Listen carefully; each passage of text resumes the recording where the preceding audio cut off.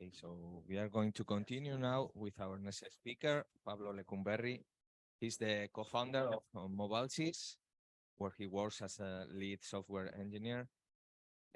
Mobalsys is a spin-off company of the Public University of Navarra that is devoted to the analysis of human movement with applications in health and sports. And Pablo going to explain us how they use these inertial sensors for measurement health monitoring, particular for elderly. Yes. Thank you, Pablo. Thank you.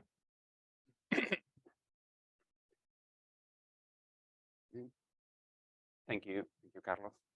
As Carlos has said, I'm an engineer working at Mobalsys, which is a spin-off of the University of Navarra. No, here it is.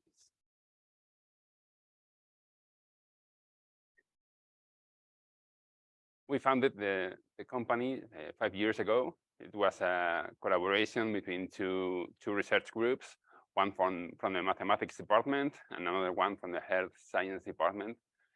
And we have different lines of work.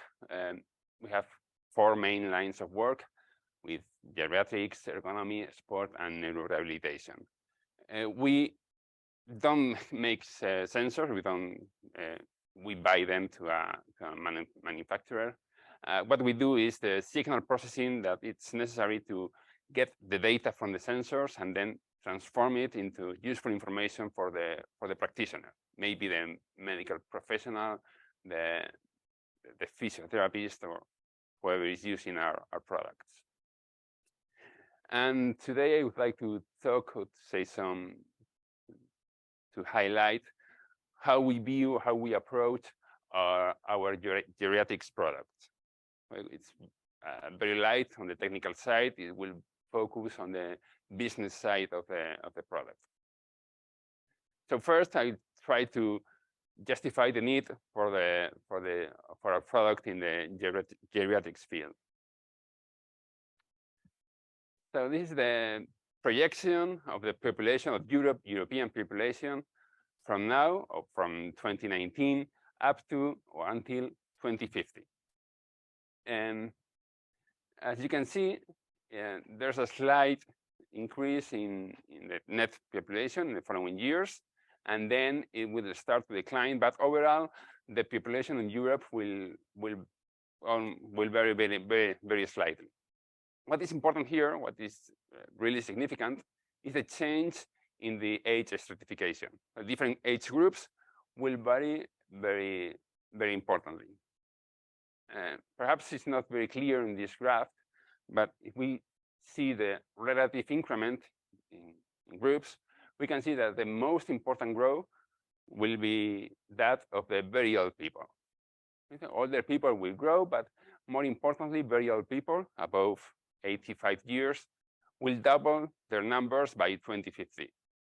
Okay, this is really a concern for policymakers and for healthcare for the healthcare system, for the sustainability of the healthcare system. As these are the people who are suffering more illnesses, who the cost of the healthcare system is more important. And this is usually seen as a bad point, but it really is an achievement of medical health systems and the science in all these years. People living longer is really a good thing, although it certainly poses some challenges. And in fact, the life expectancy has risen 2 years by decade from the 1960s. So nowadays, a person of 65 years old can expect to live for another 20 years. But what is important here, or one thing we should take a look, is the life they live in good condition. Okay, they can live for 20 more years, but on average, they live half of those years in good medical condition, good healthy condition. The other years, 10 years or so, they are suffering some kind of decline or dependency. And this is when frailty is important. frailty is a relative new concept in geriatrics. Well, it's defined as the loss of intrinsic capacity for living a functional life. All people may have some illnesses, but what is important here, what the focus of frailty is on their functional capacity, how they can go around and live their own life. It has a high predictive value for adverse events. For example, for falling. Okay, it's more important than other comorbidities that can be found in these people. If a person is frail, it would likely fall more often, visit the hospital more often, and eventually die before a robust person. It also affects the management of chronic illnesses. So it is important to have the frailty classification of people done before they have to attend the doctor or the hospital for an acute illness or a fall, for example. And what is really important here is that it's not unavoidable. Okay, it's related to age.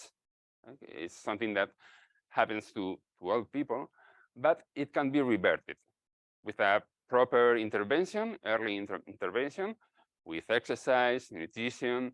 Their effects can be reverted and go from a frail person to a robust person again, and avoid all the adverse consequences related to frailty.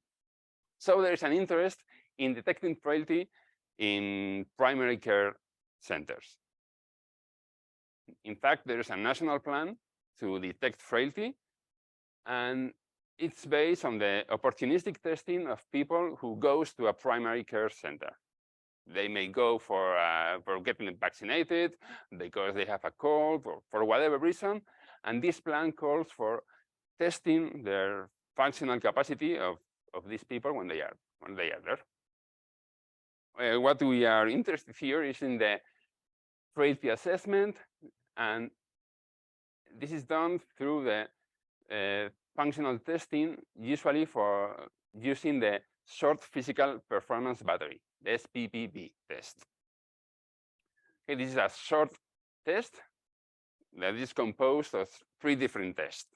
First, the gait speed is measured.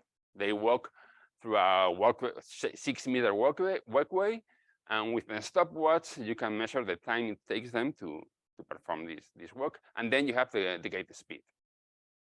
The next test, they are measured for the balance.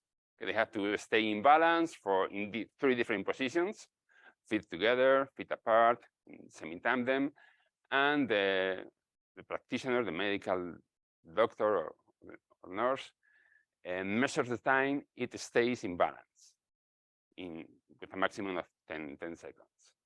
And the last test is the time it takes them to stand from a chair and sit down repeatedly 5 times. Okay? Measure time for 5 repetitions. And as you can see, it's a short test. We could do here in less than 3 minutes, and it only requires a stopwatch. The problem is it doesn't really, and it's not treatable for a primary care center where it's supposed to be undertaken.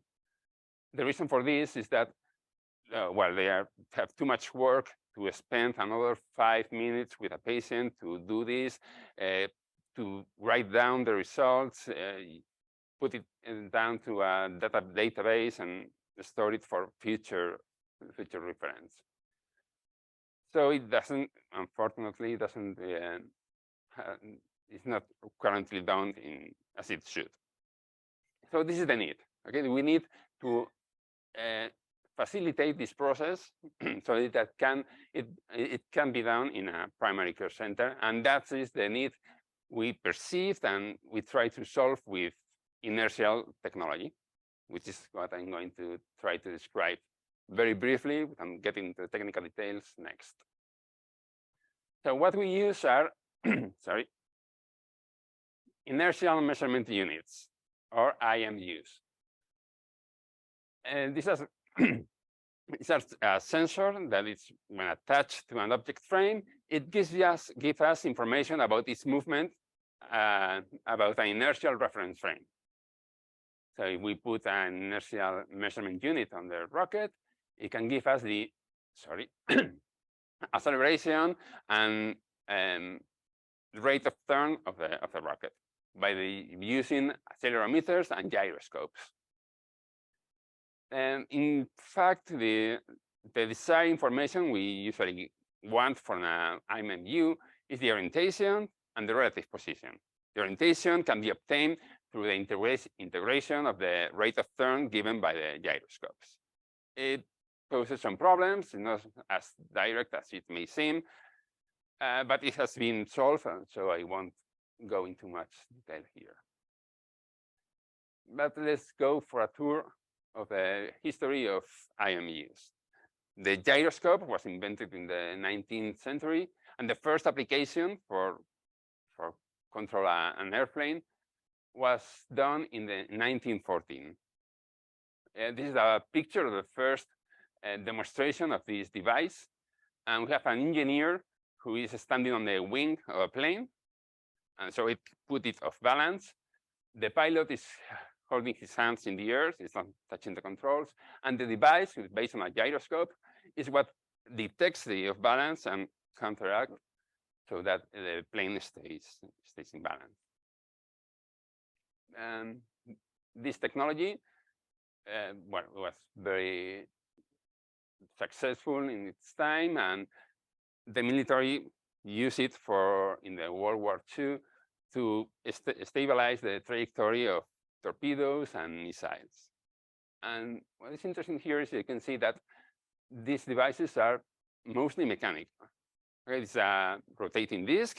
So it's kept rotating by compressed air. It pushes the disc so that by the principle of the conservation of angular momentum, the gimbals it's put in, we can detect the orientation.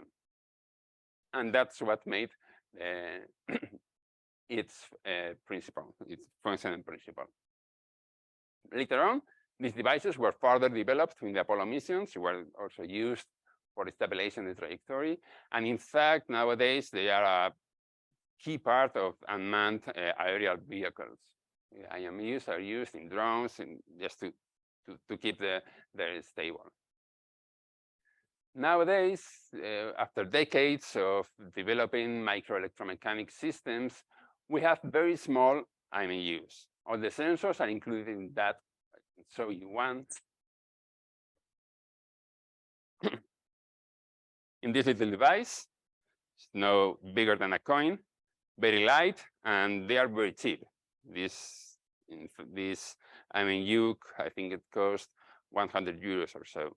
It's not that expensive, but what is more important, it can be attached to any part of the body you want to monitor. In our case, for simplicity, we put it in a holding case like that, and we can put it around the waist with an elastic belt. So we have the IMU near the center of mass of the person, and now he can perform the test and the functional test that SPPP calls for. And that's the part of our solution. That's our solution for the geriatrics, for that need that we perceive or we detect it. We go back to the definition of the short physical performance battery. Recall it was 3 tests that can be measured, or the results, the outputs can be measured with a stopwatch, but it requires some bookkeeping to write down the results and then upload them to a database. Now, there's no need with the use of the inertial sensor, inertial measurement unit, because it detects or it can compute the gait speed automatically. It can detect when the person gets off balance, loses balance, and it can also detect and count the number of repetitions when he stands and sits down from a chair. You can do it automatically. It can be controlled with a smartphone. So it uses, all the processing is done on the smartphone, and can then upload the results of the test to a database or an electronic health record. So there's minimal intervention by the nurse or the medical doctor. What's more important is that it is truly portable. I mean, you don't have to be in the doctor's office or even in the primary care center. It can be at home. It can be done in a gym if you have the room for the 5 or 6 meter walk. It can be done anywhere. So that's a really good an improvement that we hope it can help to implement this test widely and for every person that national plan calls for in an opportunistic manner.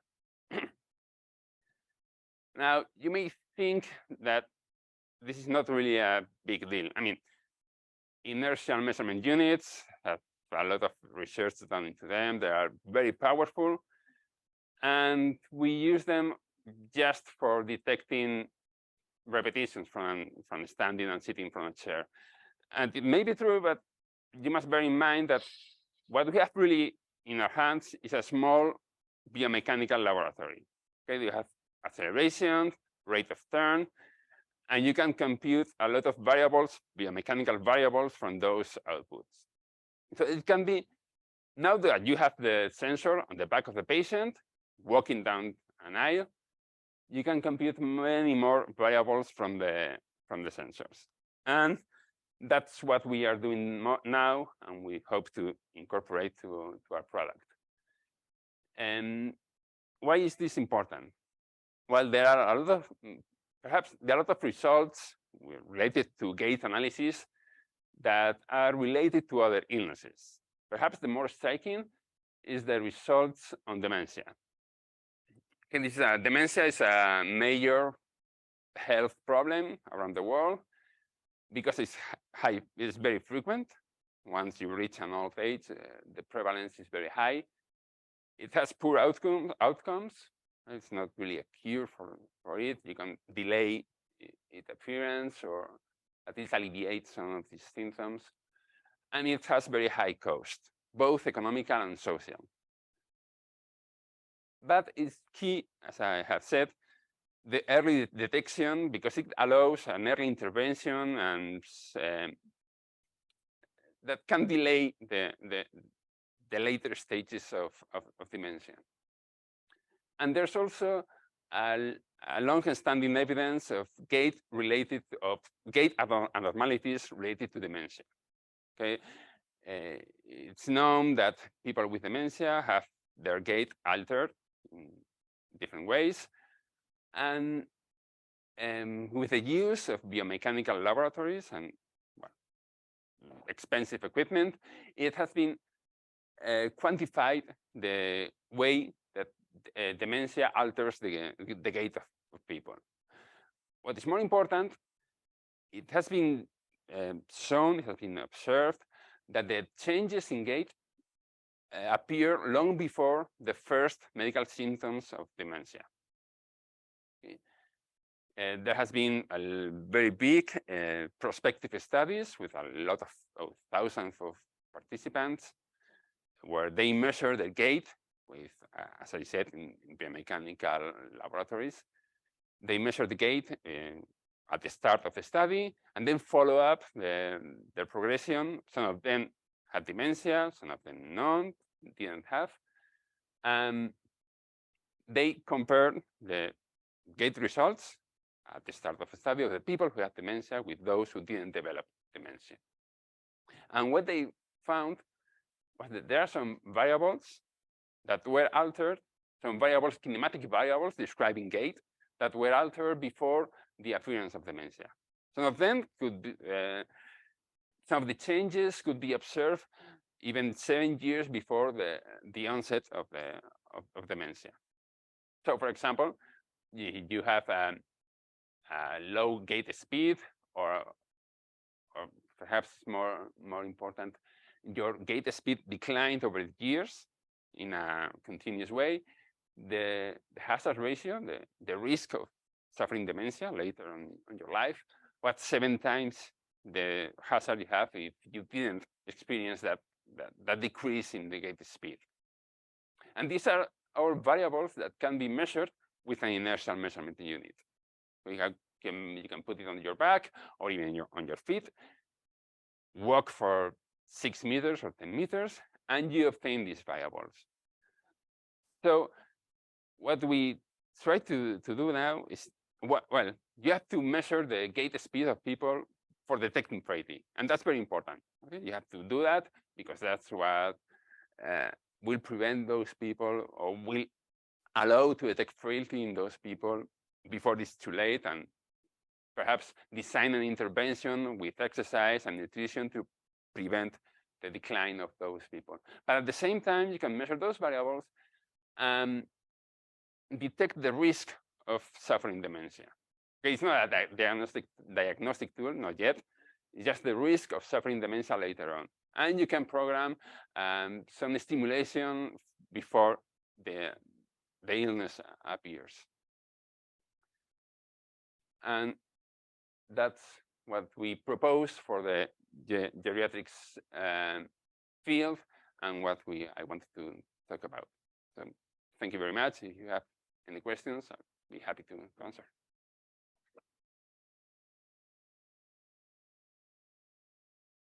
Thank you, Pablo, for your talk. We have some time for questions.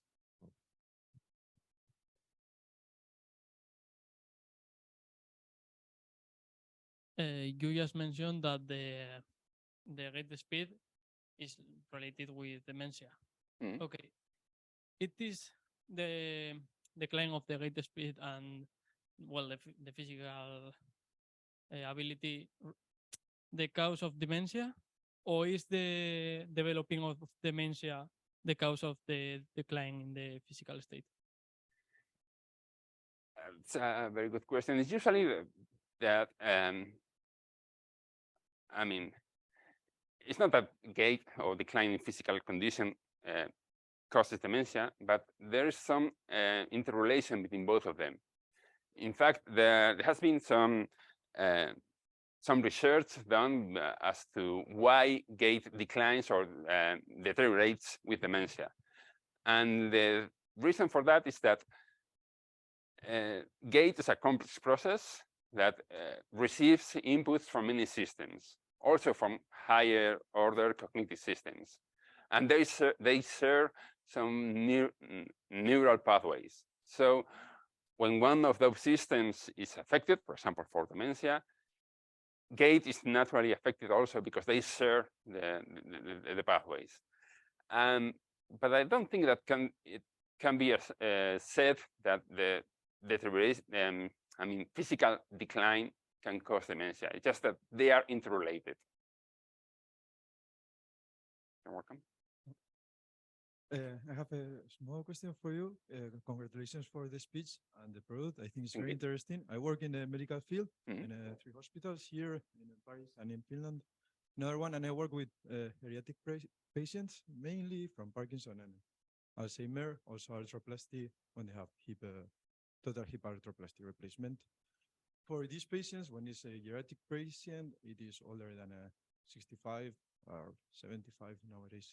Geriatric is getting elderly. The only thing I'm asking is when you have this product, the product that you are telling us, you want this patient to use the product by itself, or you want the medical doctor to use the product? The idea is the medical doctor uses the product. What we try, or the entrance point we see is on primary care centers, because they are told, and it is suggested that they should test for frailty. And as I said, it's not really realistic, at least at the current situation, because they have a lot of work and they cannot spend those extra time with each patient. But we propose to use this product in primary care center, or at least in those environments, by a medical doctor, nurse, or some kind of health professional. Not the end user, not the patient himself. Because you were talking about the take home the product yes, by yourself. Yes, well, I always think more about some domiciliary attention. I mean, when a nurse go to the home of the elder to. Yeah, because in this case, when you try to make a patient, a geriatric patient, do something at the home, it's better to avoid the interaction between the complex smartphones. Yes. And so this, but there is always a way to do that. If they don't have to use the phone, for example, the data can be automatically uploaded to a Wi-Fi server or something like that. Can be much easier for collecting the data than the patient to have to turn on the phone, turn on the Bluetooth, and connect. Yeah, the device. too much It requirements. never works, but can be other approach very useful because geriatric patients used to have they fall at home. For example, That's true. So always it's very important to- someone who's taking care of goes to visit her from time to time. Yeah. Thank you. More questions? I have one question. Just about the sensors. You have said that these are around 100 euros, but I can see that our cell phones, so they are also inertial sensors, then 9, 12 axis, and are they commercial? What is the specificity of the sensor? What do they have in particular for this signal processing you need? Anyone can do this job, any inertial sensor, or do they have to be specific for this? Yes. Could you please comment?